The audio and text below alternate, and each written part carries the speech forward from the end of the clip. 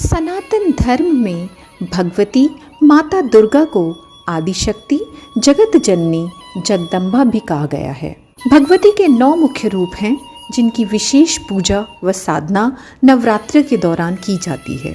इन 9 दुर्गा देवियों को पापों की विनाशिनी कहा जाता है। हर देवी के अलग अलग वाहन हैं, अस्त्र शस्त्र हैं, परंतु यह सब एक हैं और सभी परम भगवती दुर्गा जी से ही प्रकट होती हैं। देवी दुर्गा के 9 रूप होते हैं जिन्हें नव दुर्गा कहा जाता है। पहला है शैलपुत्री। दुर्गा जी पहले स्वरूप में शैलपुत्री के नाम से जानी जाती हैं। ये ही नव दुर्गाओं में प्रथम दुर्गा हैं। पर्वतराज हिमालय के घर पुत्री रूप में उत्पन्न होने के कारण इनका नाम शैलपुत्री पड़ा।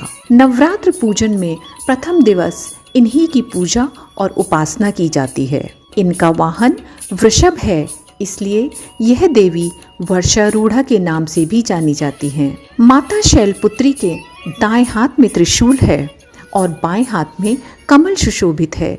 यही सती के नाम से भी जानी जाती हैं। ब्रह्मचारिणी। नवरात्र पर्व के दूसरे दिन माँ ब्रह्मचारिणी जी की पूजा अर्चना की जाती है। साधक इस दिन अपने मन को माँ के चरणों में लगाते हैं।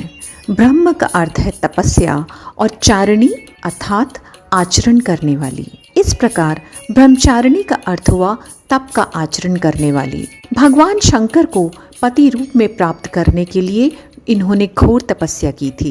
इस कठिन तपस्या के कारण माँ को तपश्चारिणी अर्थात ब्रह्मचारिणी के नाम से अभिहित किया।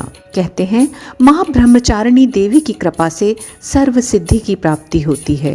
दुर्गा पूजा के दूसरे दिन देवी के इसी स्वरूप की उपासना की जाती है। माँ ब्रह्मचारिणी की कथा का सार यह है कि जीवन के कठिन संघर्षों में भी मन विचलित नहीं होना चाहिए। चंद्र घंटा। माँ दुर्गा जी की तीसरी शक्ति का नाम चंद्र घंटा है। नवरात्रि उपासना में तीसरे दिन की पूजा का अत्यधिक महत्व है और इस दिन इन्हीं के विग्रह का पूजन आराधन किया जाता है। इस दिन साधक का मन मणिपुर चक्र में प्रविष्ट होता है। चंद्र घंटा माँ की कृपा से साधक को अलौकिक वस्तुओं के दर्शन होते हैं। देवी का यह स्वरूप परम शांतिदायक और कल्याणकारी माना गया है। इसीलिए कहा जाता है कि हमें निरंतर उनके पवित्र विग्रह को ध्यान में रखकर साधना करनी चाहिए। उनका ध्यान हमारे इहलोक और परलोक दोनों के लिए कल्याणकारी और सद्गति देने वाला है। माँ चंद्र घंटा के मस्तक पर घंटे के आकार का आधा चंद्र है, इसीलिए इनको चंद्र घंटा कहा गया है। इनके शरीर का रंग सोने के समान बहुत चमकीला है। माता के 10 हाथ हैं। वे खड्ग और अन्य अस्त्र शस्त्र से विभूषित हैं। सिंह पर सवार माँ चंद्र घंटा की मुद्रा युद्ध के लिए उद्यत रहने की है। इनके घंटे की भयानक ध्वनि से अत्याचारी दानव, दैत्य और राक्षस कांपते हैं। नवरात्रि के तीसरे दिन इनकी पूजा का बहुत महत्व है और माँ चंद्रघंटा की आराधना से साधक में वीरता और निर्भयता के साथ साथ सौम्यता और विनम्रता का विकास होता है। माँ कुष्मांडा। नवरात्रि में चौथे दिन देवी को कुष्मांडा के रूप में पूजा जाता है। अपनी मंद हल्की हंसी के द्वारा अंड यानी ब्रह्मांड को उत्पन्न करने के कारण इस देवी को कुष्मांडा नाम से जाना जाता है। जब सृष्टि नहीं थी, चारों तरफ अंधकार ही अंधकार था, तब इन्हीं देवी ने अपने इष्ट हास्य से ब्रह्मांड की रचना की थी। इसीलिए इसे सृष्टि की आदि स्वरूपा या आदि शक्ति भी कहा गया है। माँ कुष्मांडा की 8 भुजाएं हैं, इसलिए इनको अष्टभुजा भी कहा जाता है। इनके 7 हाथों में क्रमशः कमंडल, धनुष, बाण, कमल, पुष्प, अमृतपूर्ण कलश, चक्र तथा गदा है। 8वें हाथ में सभी सिद्धियों और निधियों को देने वाली जप माला है। माँ कुष्मांडा का वाहन सिंह है और देवी का वास सूर्य मंडल के भीतर लोक में है। सूर्य लोक में रहने की शक्ति क्षम तो केवल इन्हीं के अंदर है। इसीलिए इनके शरीर की कांति और प्रभा सूर्य के भांति ही दैदीप्यमान है। इनके ही तेज से 10 दिशाएं आलोकित हैं। ब्रह्मांड की सभी वस्तुओं और प्राणियों में इन्हीं का तेज व्याप्त है। अचंचल और पवित्र मन से नवरात्रि के चौथे दिन माँ कुष्मांडा की पूजा की जाती है। इससे भक्तों के रोगों और शोकों का नाश होता है तथा उसे आयु, यश, बल और आरोग्य की प्राप्ति होती है। माँ कुष्मांडा अल्प सेवा और भक्ति से ही प्रसन्न होकर आशीर्वाद देती हैं। सच्चे मन से पूजा करने वाले को सुगमता से परम पद की प्राप्ति होती है। स्कंद माता, नवरात्रि का 5वां दिन स्कंद माता की उपासना का दिन होता है। मोक्ष के द्वार खोलने वाली माता परम सुखदायी हैं। माँ अपने भक्तों की समस्त इच्छाओं को पूरी करती हैं। माँ स्कंद माता की 4 भुजाएं हैं। ये दाईं तरफ की ऊपर वाली भुजा से स्कंद को गोद में पकड़े हुए हैं। नीचे वाली भुजा में कमल का पुष्प है। बाईं तरफ ऊपर वाली भुजा में वरद मुद्रा में है और नीचे वाली भुजा में कमल पुष्प है। पहाड़ों पर रहकर सांसारिक जीवों में नव चेतना का निर्माण करने वाली स्कंद माता हैं। नवरात्रि में 5वें दिन माँ स्कंद माता की पूजा अर्चना की जाती है। कहते हैं इनकी कृपा से मूढ़ भी ज्ञानी हो जाते हैं। स्कंद कुमार कार्तिकेय की माता के कारण इन्हें स्कंद माता नाम से भी जाना जाता है। इनके विग्रह में भगवान स्कंद बाल रूप में इनकी गोद में विराजमान हैं। इनका वर्ण एकदम शुभ्र है। ये कमल के आसन पर विराजमान रहती हैं, इसीलिए इन्हें पद्मासना भी कहा गया है। इनका वाहन सिंह है। शास्त्रों में इसका पुष्कल महत्व बताया गया है। इनकी उपासना से भक्त की सारी इच्छाएं पूरी हो जाती हैं। भक्त को मोक्ष मार्ग मिलता है। यह देवी विद्वानों और सेवकों को पैदा करने वाली शक्ति है, यानी चेतना का निर्माण करने वाली हैं। कहते हैं कालिदास द्वारा रचित रघुवंश महाकाव्यम और मेघदूत रचनाएं स्कंद माता की कृपा से ही संभव हुई हैं। कात्यायनी, माँ दुर्गा के छठे स्वरूप का नाम कात्यायनी है। उस दिन साधक का मन आज्ञा चक्र में स्थित होता है। योग साधना में इस आज्ञा चक्र का अत्यंत महत्वपूर्ण स्थान है। नवरात्रि में छठे दिन माँ कात्यायनी की पूजा की जाती है। इनकी उपासना और आराधना से भक्तों को बड़ी सहजता से अर्थ, धर्म, काम और मोक्ष चारों फलों की प्राप्ति होती है।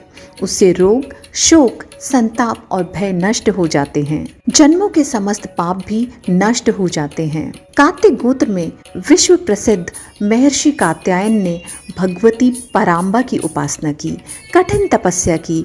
उनकी इच्छा थी कि उन्हें पुत्री की प्राप्ति हो। माँ भगवती ने उनके घर पुत्री के रूप में जन्म लिया, इसीलिए यह देवी कात्यायनी कहलाई। इसका गुण शोध कार्य है, इसीलिए इस वैज्ञानिक युग में कात्यायनी का महत्व सर्वाधिक हो जाता है। इनकी कृपा से ही सारे कार्य पूरे हो जाते हैं। यह वैद्यनाथ नामक स्थान पर प्रकट होकर पूजी गई हैं। माँ कात्यायनी अमोघ फलदायिनी है। भगवान कृष्ण को पति रूप में पाने के लिए ब्रज की गोपियों ने इन्हीं की पूजा की थी। यह पूजा कालिंदी यमुना तट पर की गई थी, इसीलिए यह ब्रज मंडल की अधिष्ठात्री देवी के रूप में प्रतिष्ठित है। इनका स्वरूप अत्यंत भव्य और दिव्य है। ये स्वर्ण के समान चमकीली हैं और भास्वर हैं। इनकी 4 भुजाएं हैं। दाईं तरफ की ऊपर वाली हाथ अभय मुद्रा में है तथा नीचे वाला हाथ वर मुद्रा में। माँ की बाईं तरफ के ऊपर वाले हाथ में तलवार है व नीचे वाले हाथ में कमल का फूल सुशोभित है। इनका वाहन भी सिंह है।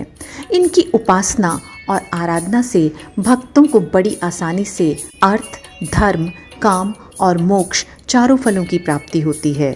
उससे रोग, शोक, संताप और भय नष्ट हो जाते हैं। कालरात्रि, माँ दुर्गा जी की 7वीं शक्ति कालरात्रि के नाम से जानी जाती है। दुर्गा पूजा के 7वें दिन माँ कालरात्रि की उपासना का विधान है। इस दिन साधक का मन सहस्रार चक्र में स्थित रहता है।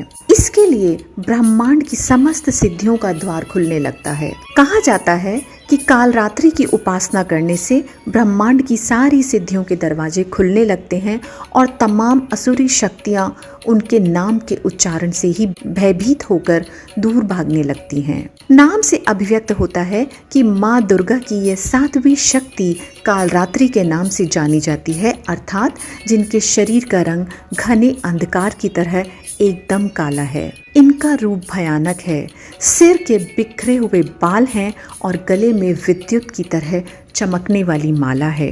अंधकार में स्थितियों का विनाश करने वाली शक्ति है कालरात्रि। काल से भी रक्षा करने वाली इन माता के 3 नेत्र हैं। ये तीनों ही नेत्र ब्रह्मांड के समान गोल हैं। इनकी सांसों से अग्नि निकलती है। यह गर्दभ की सवारी करती हैं। ऊपर उठे हुए दाहिने हाथ से वर मुद्रा में भक्तों को वर देती हैं। दाहिनी तरफ के नीचे वाला हाथ अभय मुद्रा में है, यानी भक्तों को हमेशा निडर और निर्भय रहने की शक्ति देती हैं। बाईं तरफ के ऊपर वाले हाथ में लोहे का कांटा तथा नीचे वाले हाथ में खड्ग है।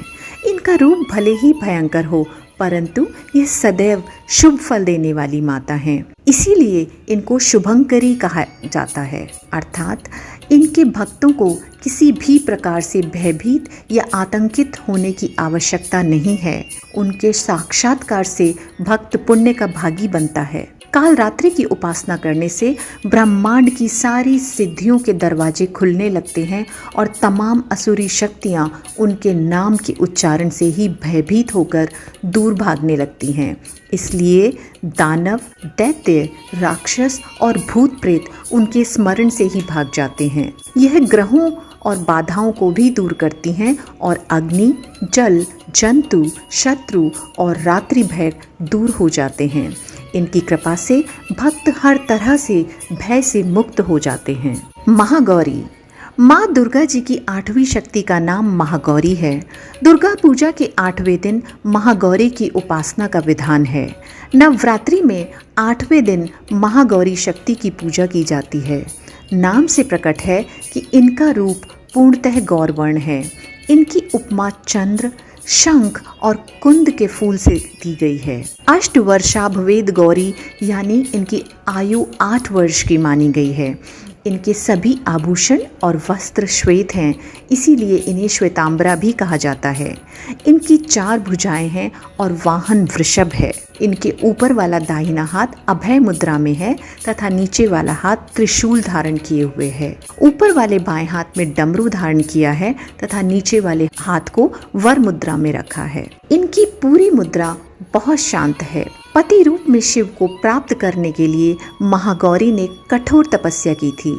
इसी कारण से इनका शरीर काला पड़ गया, परंतु तपस्या से प्रसन्न होकर भगवान शिव ने इनके शरीर को गंगा के पवित्र जल से धोकर कांतिमय बना दिया। उनका रूप गौरवर्ण का हो गया, इसीलिए यह महागौरी कहलाई। यह अमोघ फलदायिनी है और इनकी पूजा से भक्तों के तमाम कलमश धुल जाते हैं। पूर्व संचित पाप भी नष्ट हो जाते हैं। महागौरी का पूजन अर्चन, उपासना, आराधना कल्याणकारी है। इनकी कृपा से अलौकिक सिद्धियां भी प्राप्त होती हैं। कहते हैं जो स्त्री माँ की पूजा भक्ति भाव सहित करती हैं, उनके सुहाग की रक्षा देवी स्वयं करती हैं। सिद्धिदात्री माँ दुर्गा की 9वीं शक्ति का नाम सिद्धिदात्री है। ये सभी प्रकार की सिद्धियों को देने वाली हैं। नवरात्र के 9वें दिन इनकी उपासना की जाती है। मान्यता है कि इस दिन शास्त्रीय विधि विधान और पूर्ण निष्ठा के साथ साधना करने वाले साधक को सभी सिद्धियों की प्राप्ति हो जाती है। इस देवी के दाहिनी तरफ नीचे वाले हाथ में चक्र, ऊपर वाले हाथ में गदा और बाईं तरफ के नीचे वाले हाथ में शंख और ऊपर वाले हाथ में कमल का पुष्प है। इनका वाहन सिंह है और यह कमल पुष्प पर भी आसीन होती हैं। नवरात्र में यह अंतिम देवी हैं। हिमाचल के नंदा पर्वत पर इनका प्रसिद्ध तीर्थ है। माना जाता है कि इनकी पूजा करने से बाकी देवियों की उपासना भी स्वयं ही हो जाती हैं। यह देवी सर्व सिद्धियां प्रदान करने वाली हैं। उपासक या भक्त पर इनकी कृपा से कठिन कार्य भी आसानी से संभव हो जाते हैं। अणिमा, महिमा, गरिमा, लघिमा, प्राप्ति, प्राकाप्य, ईशित्व और वशित्व 8 सिद्धियां होती हैं। इसीलिए इस देवी को सच्चे मन से, विधि विधान से उपासना आराधना करने से यह सभी सिद्धियां प्राप्त की जा सकती हैं। कहते हैं भगवान शिव ने भी इस देवी की कृपा से यह तमाम सिद्धियां प्राप्त की थी। इन्हीं की कृपा से शिव जी का आधा शरीर देवी का हुआ था और इसी कारण शिव अर्धनारीश्वर के नाम से प्रख्यात हुए। विधि विधान से 90 दिन माता की उपासना करने से सभी सिद्धियों की प्राप्ति होती है। माँ के चरणों में शरणागत होकर हमें निरंतर नियमनिष्ठ रहकर उपासना करनी चाहिए। इनके स्मरण मात्र से माँ सिद्धिदात्री का स्मरण, ध्यान, पूजन हमें इस संसार की असारता का बोध कराते हैं और अमृत पद की ओर ले जाते हैं। माँ नवदुर्गा से प्रार्थना है कि भगवती माँ अपने 9 रूपों में इस संसार का कल्याण करें। जय माता दी।